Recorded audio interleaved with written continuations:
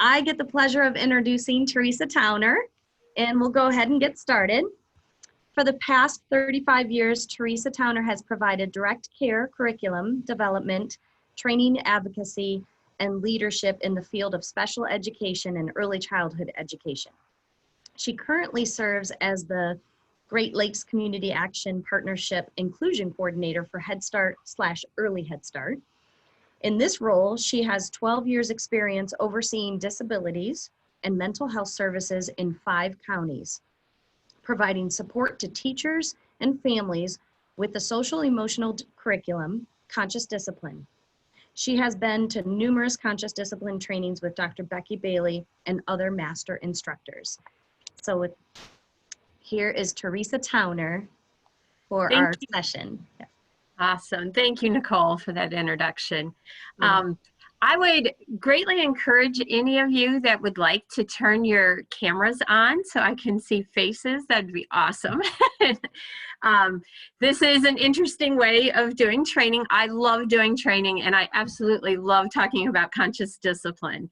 But what I do miss most is being in the same room and literally feeling that energy. So I'm doing the best I can with sharing that energy through a visual, just a visual piece. So I'd love to see your faces. And we are going to only stay in this room. So certainly if you do have any questions or whatever, you can unmute. You can use the hand raise. Nicole's going to help me with anything that you might put in the chat, or if you do raise your hand in that, and if I don't notice, she'll let me know. So anyways, I do want to say right away that all of the material that I am sharing comes directly from Dr. Becky Bailey. This is all conscious discipline material. I just love this so much. I have just greatly enjoyed my journey in learning more and more about conscious discipline. I've been able to do something every year. I've met so many of the master instructors and other certified instructors. I am not yet a certified instructor. I hope to be an actual certified instructor at some point soon. But in the meantime, I share all the information directly from Becky Bailey. I do want to let you know today, I am going to share lots of personal experiences, because this focus is on self-care, right? When we take care of ourselves, then we can take care of others. So I have lots of stories to add with the material. So I do have a PowerPoint that will keep me on track. So I am going to share that. And what I want to do is focus. So again, the focus is going to be on what we offer to others, we strengthen in ourselves. So the first thing we're going to do, though, is a Brain Smart Start. So this is something that is very typical within conscious discipline. It's one of the structures is that you start with a Brain Smart Start, because we want to get our brain ready. So I'm going to teach you what a Brain Smart Start is as we go through and experience it. So there's 4 parts to a Brain Smart Start. The first is our activity to unite. And that is that we are all going to do the same thing at the same time. This brings us together, kind of puts us all just in the same place, so that it's one of the parts to getting us ready to learn. So our activity to unite is this quote: "Be gentle with yourself. You're doing the best you can." So that's what I offer for us to just kind of think about and just take a moment. Be gentle with yourself. You're doing the best you can. The next part to Brain Smart Start is the activity to disengage stress. So we kind of need to let go of whatever might be on our mind. Okay, so part of the activity to disengage stress is to help us just to kind of separate from all those stressors. And we're going to do that through taking some deep breaths, but I am going to suggest, so sometimes you can just take deep breaths. as your activity to disengage stress. I am going to offer an affirmation breathing. So as we take our deep breaths, I have this quote here. I am filled with hope and joy. And I use this quote because during all of this time, I've done lots of trainings and that, and during one of the trainings, I learned this, that the antidote to trauma is having one consistently regulated adult who infuses hope and joy. It's kind of like what Dr. Otis was talking about, that, you know, those listening partnerships, that healing can take place, right? As we listen to one another and as we just have that, as we care for ourselves. So if we can fill ourselves with hope and joy, then we can help ourselves and we can help others. So we're going to take 3 deep breaths. And as we take these deep breaths, we're going to say this: I am filled with hope and joy. And as we take these 3 deep breaths, it's really important that you do this belly breathing, okay? Because we want to breathe from our diaphragm, okay? Not the just shallow breath. We have to take these really deep breaths because we need to get the oxygen to our brain. So as you take your deep breath, you're going to inhale and feel your stomach kind of come out, you know, fill yourself with air. I am filled with hope and joy.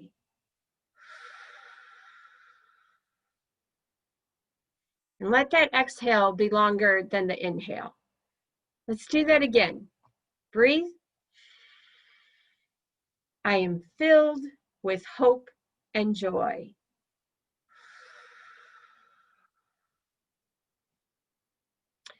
And one final time. I am filled with hope and joy.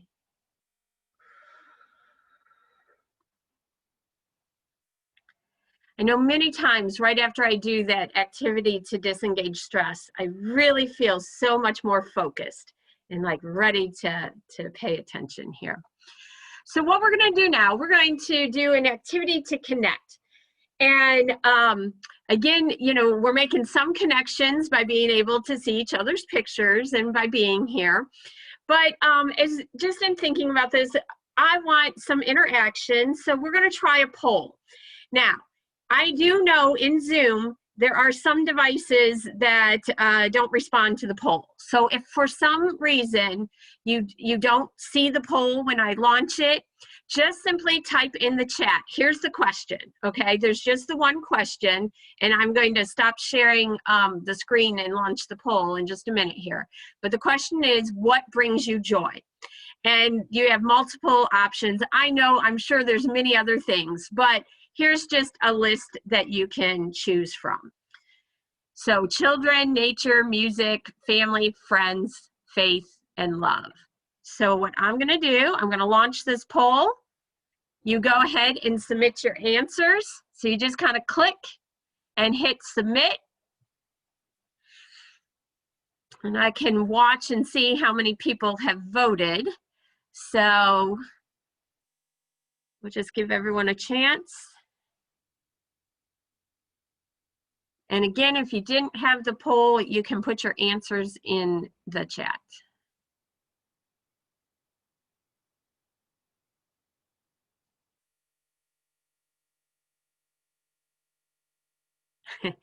And you might not be able, yes, and the poll should give you the option to pick more than one.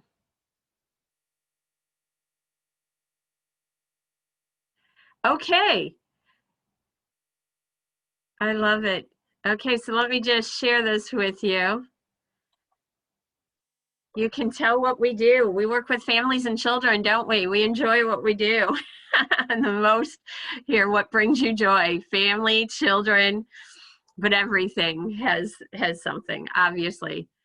Awesome. Thank you for participating in that. Okay. Switch back. And, oops, what am I doing here? Sorry.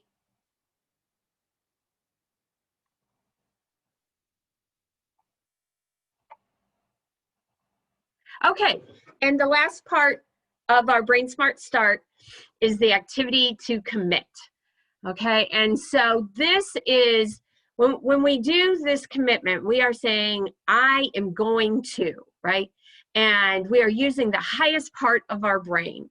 This is where we get to this act of service, okay, of being able to share with others. And because we have this focus on taking care of ourselves today, I am putting out there today that our commitment be one of affirmation to ourselves, okay? That when we feel that stress, that we're going to take a deep breath and we are going to say to ourselves, I'm safe. Keep breathing. I can handle this. So just take that moment, take a look at this, say to yourself, I'm safe. Keep breathing. I can handle this as your commitment for today. All right, so that's our Brain Smart Start. So we should be ready. Your brain should be open and ready to learn. So what I want to do, I'm going to share just a brief thing from one of the Conscious Discipline Candid Conversations. So Jill Moley is one of the master instructors. She has worked with Dr. Becky Bailey, probably from the beginning. I mean, she goes way back and has been a master instructor, I think, for 20-some years. And they put this together during this time of the pandemic. She started this candid conversation, and I'm just going to play like I think it's like about a 4-minute clip, because it just really sets the stage for what I want to share with us. So Jill is interviewing Becky Ash. She's a middle school principal, and Becky Bailey is part of this, and the two Beckys are sharing with one another. And what we're coming into is Becky Ash has just described everything that is happening. So this is right after the major shutdown. So, right after everyone is just at home. She's trying to work from home as a middle school principal. She's trying to support her teachers. She supports the families and the children that attend her school. And then she has 3 children of her own. And so I think they're ages 2, 6, and 8. And so she has a lot going on at home, and she has just shared how overwhelming everything is. And sometimes she realizes, like, oh my gosh, it's the end of the day.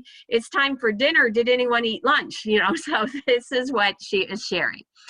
So we're going to start in on the conversation.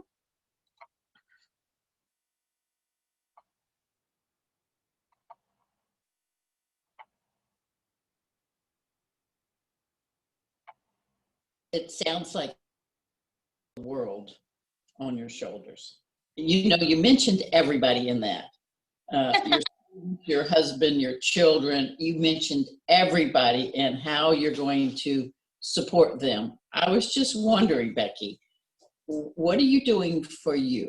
The biggest thing that I try to do for myself, and honestly, this is a piece I'm not good at, because I feel like everyone else needs my attention, and I don't feel like I do any of that well, because I do wear multiple hats and I'm stretched pretty thin. And so taking care of me is something that I let go often. I like to go for walks, but even here lately, I finish up at 8 o'clock, it's kind of dark, and I can find a million excuses not to do that. The one thing, and they came in the mail yesterday, and I started to address them last night, but I got these little encouragement postcards that I'm sending to my staff and just writing little notes. And honestly, just being able to sit on my couch and have a kid on each side of me and be able to write just thinking of you postcards did so much for me personally, because I'm not finding, the outlet to go exercise or to eat healthy. I mean, my gosh, I've given up on that train completely. So that's really it. Nothing big.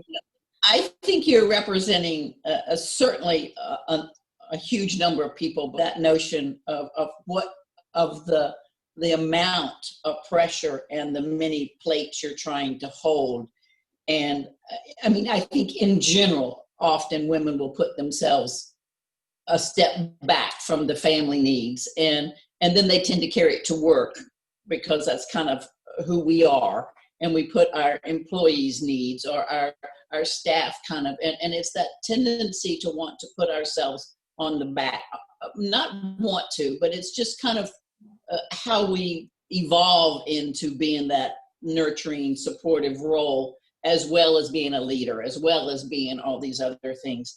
I think you're speaking for 100% of a lot of people in that notion of that scrapping, or not even scrapping, but just absolutely forgetting, or it doesn't even come to our mind, just kind of getting through the day and getting up and trying to get through the day again. And over time, that getting gets a little tough.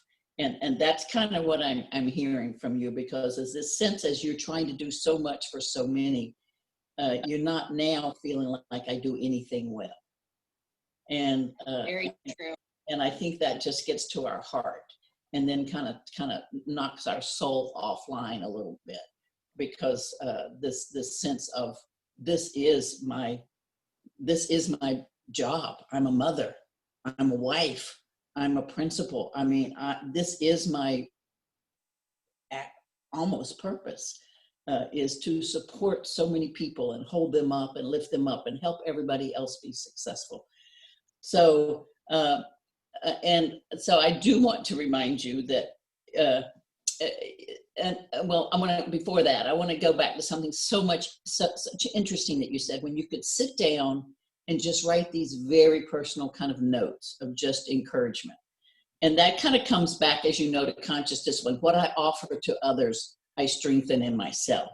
And I think that gave you a little lift, as opposed to kind of putting out fires and feeding this and doing this and, oh my gosh, this and this and this. That you could actually sit down and start giving from your heart. And that kind of gave you a lift.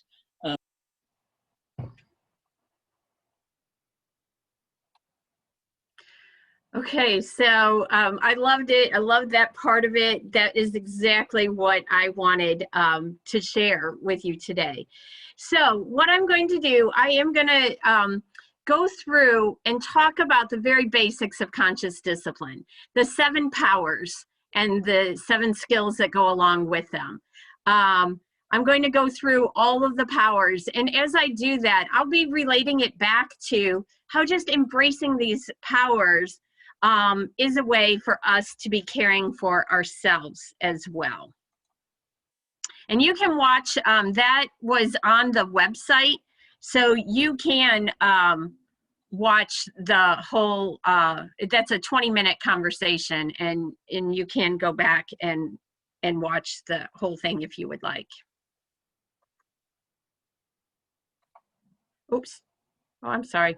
Hang on.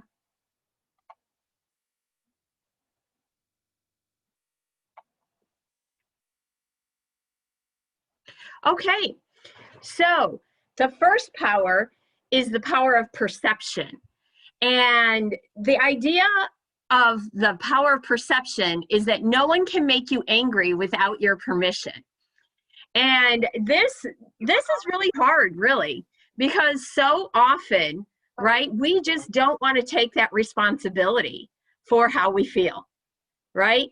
And just this, no, someone did make me angry. That made me angry, you know, and how many times we use this? We use make me language all the time.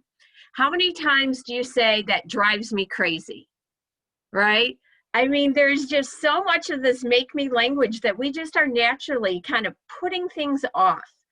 But if you really truly accept this, that no one can make you angry without your permission, then you can kind of get to this goal of being able to teach adults and children to take responsibility for their own upset, right? And this is where the skill of composure does come in, that we have to have this willingness to take that deep breath, to pause and say, okay, I feel, you know, and we go through and we have to accept this. There's times though, I know I have had plenty of times where I'm lost in my emotion and I've just been overcome by anger or frustration or whatever it is. And that's where I want to be. And even in having someone remind me that no one can make you angry without your permission, right? And I'm like, well, they have my permission right now. This is where I am, you know. But what I've learned over time with my journey with conscious discipline is I start to recognize that. I start to recognize, oh, I'm choosing to be stuck here. And you know what I do? I allow myself to have that moment. And in allowing myself to have those feelings and have that frustration or whatever, if as I'm aware that I'm having those moments, then I can do it safely. You know, I can step aside. I can keep to myself so that I'm not hurtful to anyone else. And that I can take that time that I need and work through that feeling and use that self-regulation cycle. I don't always do it. There's times that, you know, I'm still in the moment and I react and something comes out that is hurtful and I didn't mean that, you know, and I'm going to have to go back and heal that. But really accepting this power of perception has done a tremendous amount of self-care for me, because I have more self-awareness. And the more I can participate in the self-regulation cycle for myself and processing my feelings, the healthier I am. And then I can offer that to others. And oftentimes I explain this all the time, and certainly I can explain it better than I can do for myself. But every time I share with someone else, I'm building that skill within me as well. And just building that acceptance of this power of perception. So the next power is the power of unity. And this we are all in this together. We've heard this a lot lately, right? You know, we are all in this together. But the goal here is to perceive compassion, okay? To perceive compassionately and offer compassion to others and ourselves. And it was interesting. In January, I follow Conscious Discipline on Facebook. So almost every day, something pops up on my feed, right? And in January, you know, around the time that you make a resolution, they had posted something about which power do you want to focus on this year? And I was very drawn to this one. So I've spent a lot of time thinking about this power of unity. And this thought of perceiving compassion and offering compassion to myself and to others. And I've just really had a lot of focus on this compassion and really accepting that we are all in this together, you know, and just this compassion means we really have to open ourselves up and really accept whatever people are bringing to us, right? Sometimes that's really hard. You know, sometimes it's so easy to make judgments. Sometimes we're in that moment and, oh my gosh, and this is happening, and this is happening, and this is happening, right? And we see crisis over and over. And we see the struggles that our families and children that we're working with. And sometimes we're in that stress, you know, like we've just uploaded the stress instead. And when we do that, we're losing some ability to offer that compassion and really just accept what is happening and being able to just give people some room, you know, and that we do have to just kind of accept everyone, and that this idea of we are all in this together. Whatever we are experiencing, we are bringing together. And everyone brings a different strength, even if it appears that they have a lot of need. You know, we have to kind of find those strengths too. And so the skill that goes with this is encouragement, you know, and so as we are offering compassion, we are able to be encouraging to each other. The next power is attention. Whatever we focus on, we get more of. And sometimes we don't realize what we focus on, right? And sometimes we end up focusing on the upset, right? And that's where we can get stuck.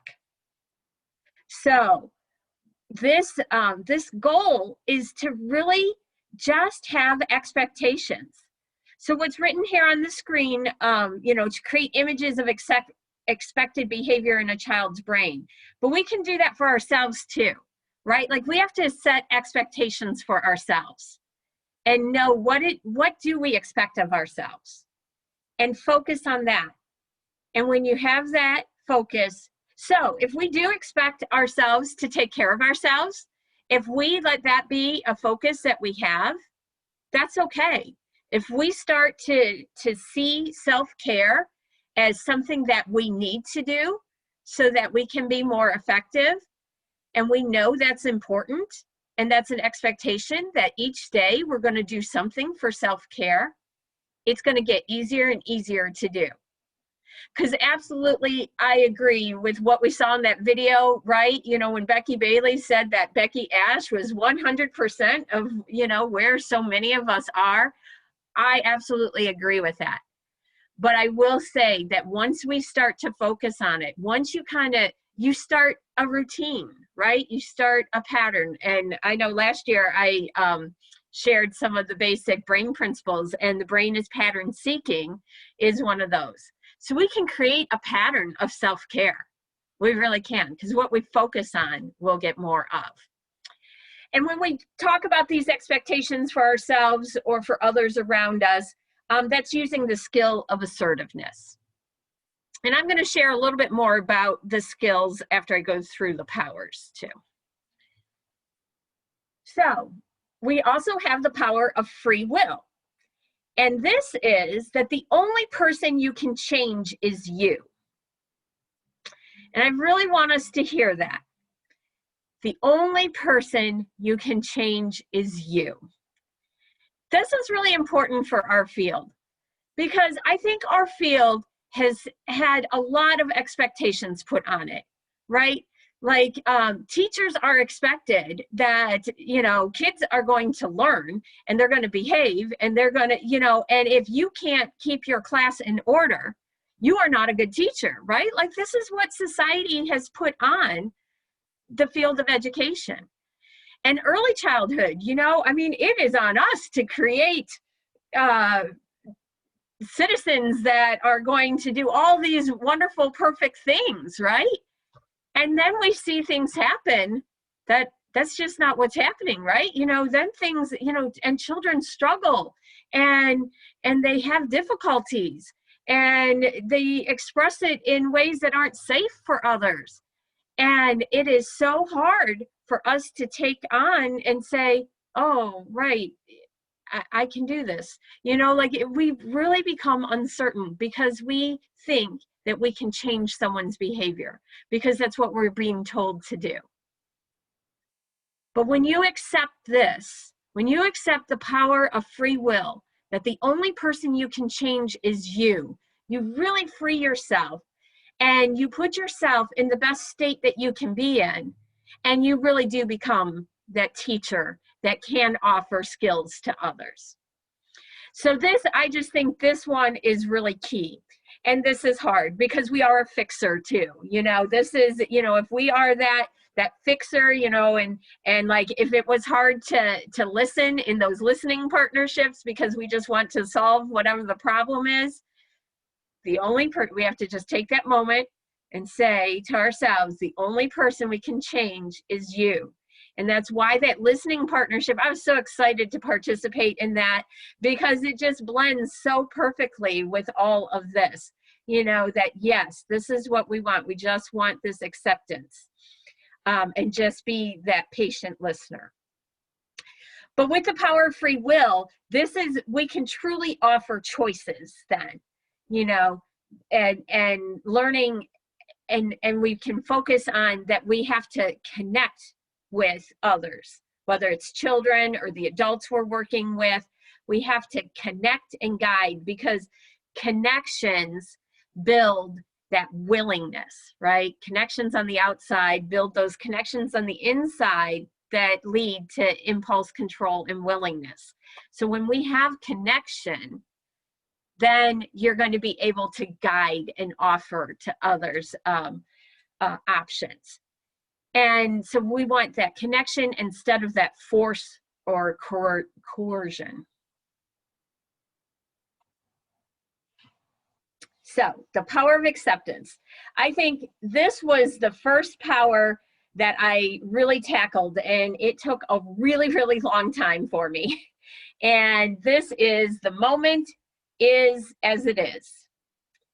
Accepting whatever is happening, and this is happening in front of me. It's not happening to me. You know, not taking personal whatever the struggles are in front of you. If it's a child in a classroom that's having inappropriate behavior, not taking that behavior personally. If it's a parent and your child is misbehaving, and not taking it personally as I'm that bad parent. If you're a home visitor and you have families and you're just struggling and keeping visits or whatever it is, that you accept what's happening and not take on any blame or anything for that. Because in doing this, as you accept the moment is as it is, you learn to respond to what life is offering you, instead of attempting to make the world go our way. And boy, did I want to make the world go my way. And it's still a struggle that I often have. No, I want it this way. Nope, this is the way things should be. I don't want it to change. This is the way I want it to be. And isn't this time right now really hard? I mean, at first I was like, what do you mean we can't get together for training? Nope, I train in person, right? And I had to so find a way to just embrace Zoom, and be like, yep, we got to find a way that I can share what I want, that I can use technology, because this is my moment. This is what I have to work with.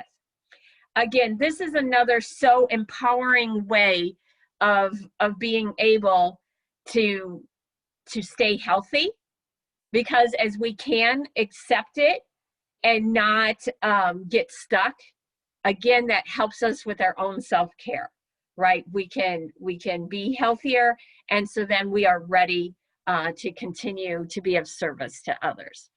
The skill that goes with this is empathy, and really being able to say, this is hard. And being able to say that for yourself. This is hard. This is hard for me, but I'm going to handle it. I can handle it. I'm going to take that breath. I'm going to find a way to handle it. And we use this skill of empathy all the time with others, that we just help them accept what's happening. This is really hard for you. This is what that listening partnership was all about, was just using the skill of empathy. There's the power of love, and that is choosing to see the best in others. And sometimes that gets hard, right? I mean, sometimes there's just a lot going on and a lot of stress, and it's hard to change that focus. Think about driving on the highway. I think this is the hardest time, is when you're driving, to see the best in others, right? And if someone's going to cut you off or something, and what do we do right away? We start ranting and raving, right? Like, we go right to yelling or getting that upset. But if instead, and Becky Bailey uses this example all the time, and just says, okay, well, maybe that person has, a hurt child or something, or is rushing, to the hospital. And she makes that story up because our brain would accept that. Oh, I've got to get out of the way. Someone, there's an emergency. Someone needs to get to someone else, right? And we tend to say, oh, okay, I'll let you through. Well, it doesn't matter if that's true or not, right?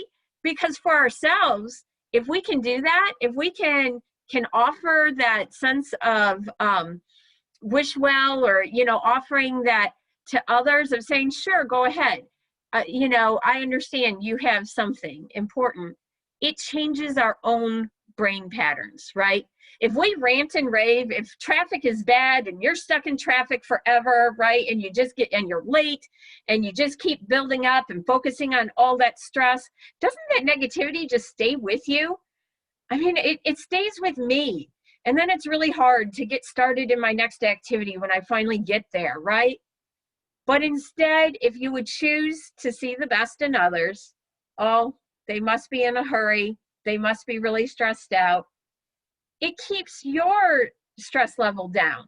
You know, when you choose to see the best, then you stay calm and you have that sense of positivity. And when we're offering love to others, we have that sense of positivity.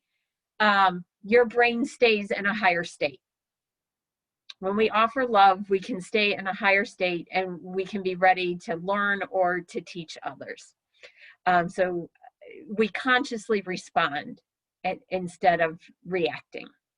And so the skill that we use with this is positive intent. Okay, and it's just doing that. It is absolutely seeing the best in others. And the last power is the power of intention. And this is mistakes are opportunities to learn. And you know, if we really think about how we really learn from mistakes, right? We learn from not having a skill, from trying something out and saying, oh, that didn't work, right? Like even tying a shoe. At first, we don't know how to do it, right? You know, and you just kind of try it out and that didn't work, you know, and you just have to keep practicing, right? Most of what we learn, that whole process is one mistake after another. And, you know, we tend to accept that when it comes to academic things, maybe even tying your shoe, that type of thing. But when it comes to our feelings and learning how to handle social things and behavior, sometimes we don't have that same concept and that patience, right? But we have to have mistakes to learn. We have to teach new skills rather than punishing. And sometimes we get really stuck with that. This, I think, can be really hard for some people, that sometimes we just don't give ourselves that grace to make a mistake. One of the first things you learn when you go to a conscious discipline training, they always have these oops cards. And they say, oops, you're still beautiful to me. And I have a collection of oops cards because I've gone to many of the trainings, and I always keep those. And I have them in various places and just find them sporadically. I'm like, oh yeah, here's my oops card. Because that is a big thing for self-care, is to be able to say oops to ourselves. Say, oops, yep, I made a mistake. Yep, I'm not using these powers. You know, I need to rethink, I need to regroup, you know, but I'm still beautiful. I'm still doing the best that I can. And so you just want to take that moment. And the skill of consequences, and I'll talk a little bit more about it, but it really is that. It's about giving a skill and then giving that opportunity to try again. Yep, this happens. You know, if you do this, this will happen. But you can try again. You know, let's start again. And let's learn from it. Okay, now I know that the graphic is there. You can't see the chart. I'm going to go through each line that's on that chart, so don't worry about it right here and right now. You'll see everything that's on the chart there. But this is listing the skills. So, yep, conscious discipline has an application to the classroom, okay? And some of these skills we absolutely incorporate in our classrooms, but it applies to all human interactions. And this is why conscious discipline, I think, has made such an impact on me, is that I have learned that in using all of these powers and skills, that it really does have an effect on the relationships my adult relationships, adult to adult. I will tell you, I know in my journey, at first I was very resistant to a lot of what conscious discipline had to offer. And I was really trying to figure that out as to what is it that is that I'm so resistant to. And it really was about relationships that needed to be healed. And as I worked through that, I suddenly was able to be more open to the skills and powers of conscious discipline. So what this chart does is it shows the skills, and this is truly just a little bit of an overview. I mean, you can, when you do the Conscious Discipline Institute, you spend 7 days with Dr. Becky Bailey and master instructors, and you spend an entire day on each skill. So, I mean, literally, I am just giving you just a little bit, a little glimpse of what the purpose of this skill is today. And so what this chart does, and I took this directly off the website, is that it lists the skill and it puts it in the concept of what life or communication skill does it teach, and what value does this particular skill promote. And so composure is promoting this value of integrity. And it's teaching us anger management and delay of gratification, because we're really taking that pause, okay? The skill of composure really is taking those deep breaths. I mean, this is, and it's recognizing that willingness to pause. And we really have to just, and in doing that, obviously, we're going to be able to have some anger management and delay of gratification. We have the skill of encouragement, and the values that it promotes are interdependence. We rely on each other. You know, we want that interdependence. The value of optimism, gratitude. And don't we know that that is so important to self-care, right? When we can focus on gratefulness, what are we grateful for, right? We can offer encouragement to others when we do that. You know, this idea of encouragement, this is what we want to do. We want to share kindness, right? And isn't that such great pro-social skills when we can be kind and caring and helpful? And so that's what encouragement promotes. And so there is, kindness is one of the things that we focus on in conscious discipline. And we suggest that you have some sort of visual way of celebrating kindness. Kindness tree, or a vase of flowers that you add when you see kind acts, or something like that. But kindness and helpfulness, we say that all the time to children. That was helpful. You know, you cleaned up the toys to keep our classroom clean. That was helpful. The skill of assertiveness promotes the value of respect for self and others. Absolutely, this is a value we want to promote so much in today's society right now, right? This respect for self and others. So when you use the skill of assertiveness, it creates healthy boundaries, right? We let people know, this is what I need. This is what I expect. This is a great way to prevent bullying because of being assertive. And when you dive into the skill in depth, assertiveness kind of breaks down in two ways.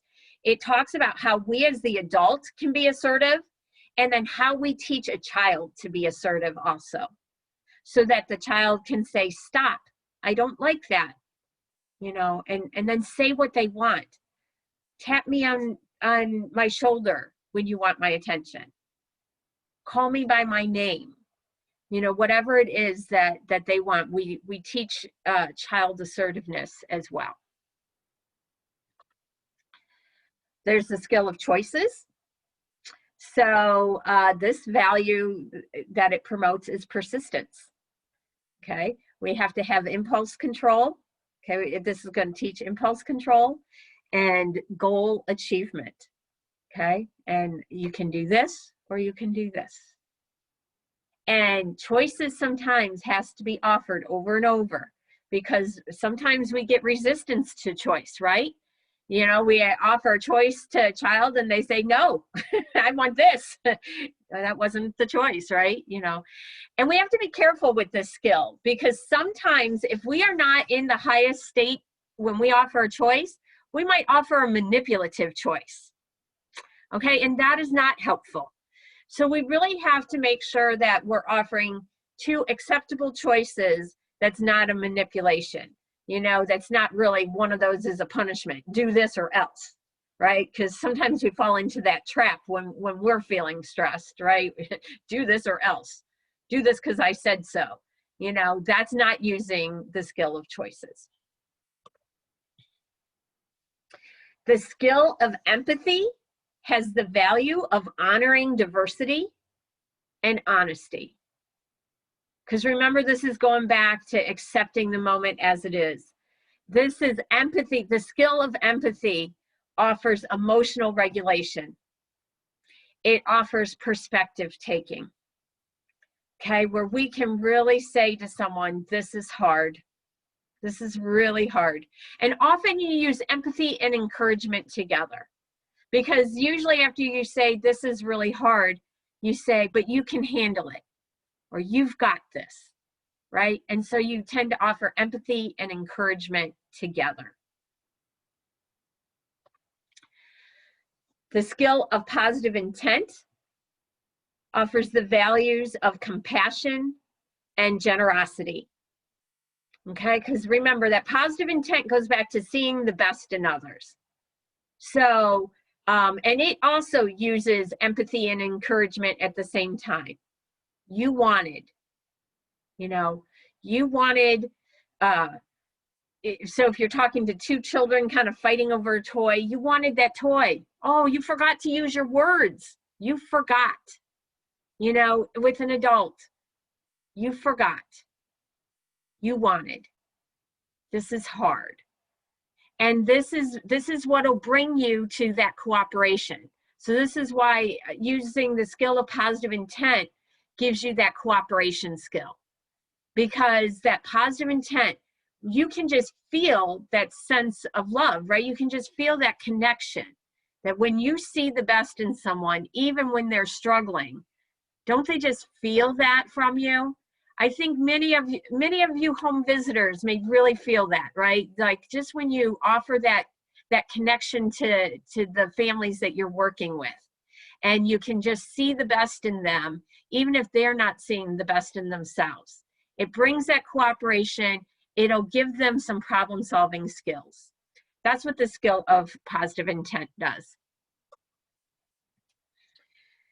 And the last skill is the skill of consequences. And so this value it teaches is responsibility. It promotes that value of responsibility. And, you know, that is, when we have that, then we're able to learn from our mistakes, right? We accept that, and we know that there is something to learn. So the skill of consequences is really helpful. I want to pause the sharing right here for a minute and just kind of see, are there any questions that anyone has? I was going very, very fast. I just want to pause and see if anyone has any questions, any comments, anything that anyone wants to share here.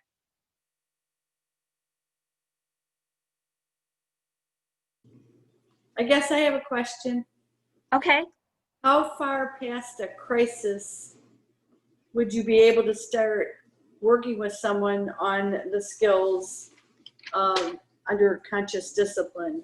Seems like during a crisis of experiencing some sort of problem or trauma, they just might need time, but yet these are fabulous. And I love everything you're saying and teaching us. But I was thinking about a person in crisis and then timing it out? Well, I think what happens in crisis is you use the skills, okay? And so you're offering that to others. So especially composure.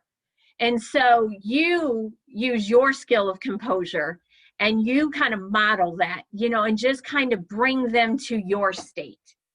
And so you're trying to download calm is what you're doing. And there's a lot of, there's not a lot of time to go into it, but a lot of the brain research comes back to this, you know, with the mirror neurons and that, and how when you can look at someone and you're there with them, and if you have that ability to, the 4 elements of connection is eye contact, touch, and being present with, and in a playful situation. So as you can use eye contact and touch, if it's possible,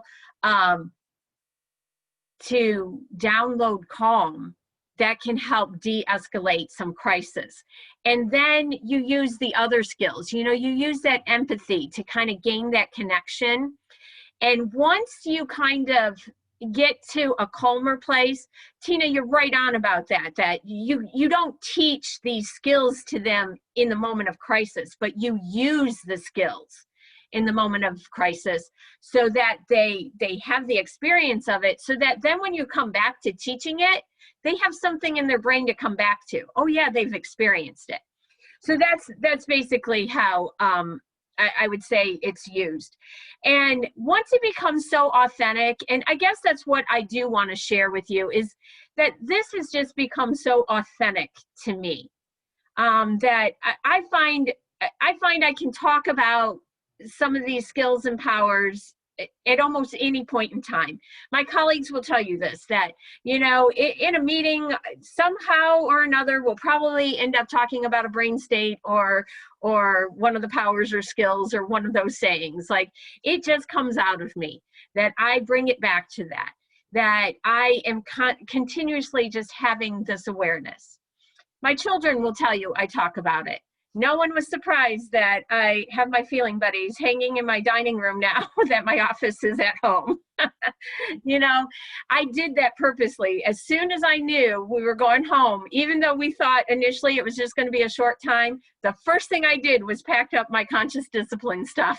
And I said, I'm taking this home just in case I have to do training from home. And because I wanted it here.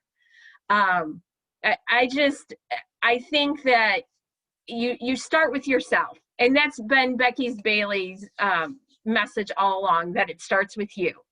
You know, you can't offer to others what you don't have, but as you offer to others, you strengthen it.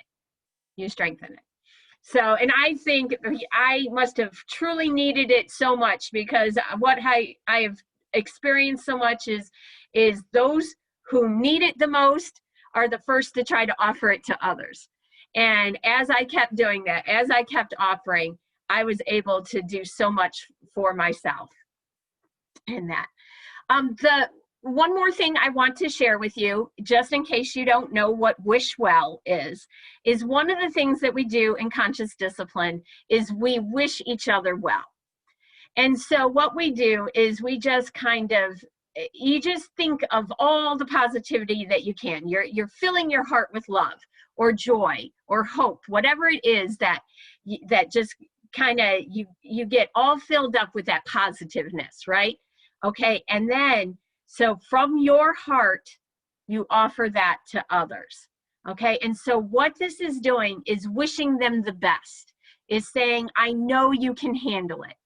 I'm sending you every positive thought or thoughts of love, whatever you're comfortable with in thinking that.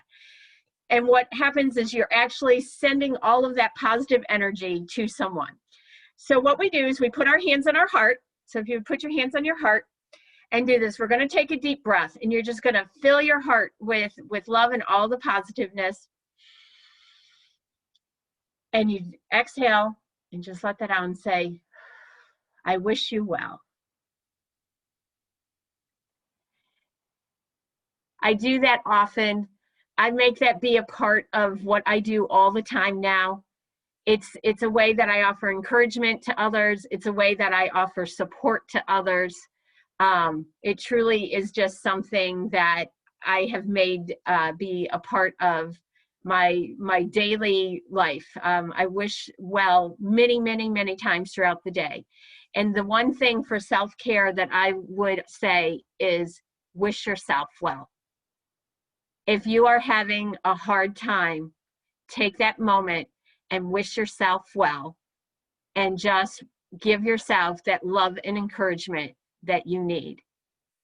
It is so important that you take care of yourself, and so important that you take that time and offer yourself those well wishes and that compassion, that you've got this and you can do this. Any other questions? If not, I have something that I want to share kind of as my well wish to you, as a gift to you. I have a presentation with a song that I just hope that you take into your heart.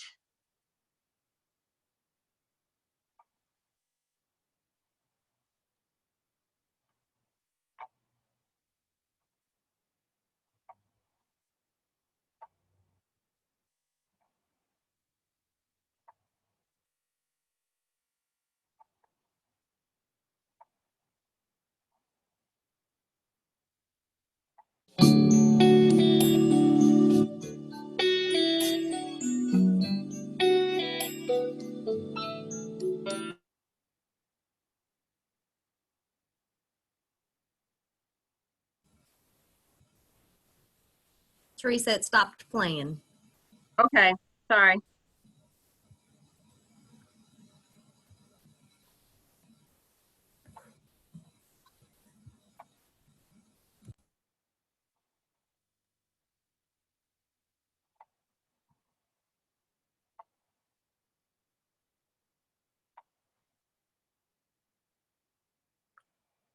You see it now?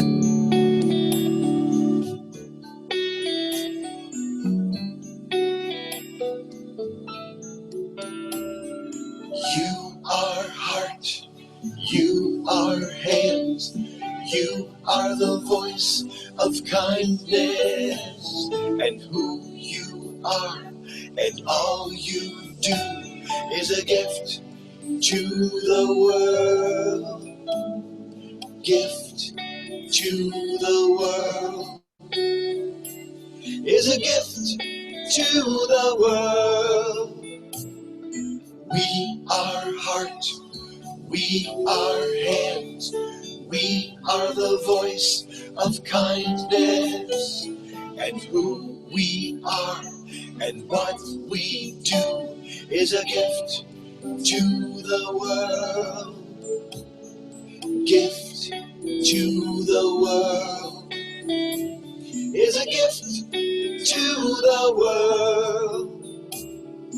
I am heart, I am hands, I am the voice of kindness, and who I am and what I do is a gift to the world, gift to the world, is a gift to the world. We are heart, we are hands, we are the voice of kindness, and who we are and what we do is a gift to the world, gift to the world, is a gift to the world.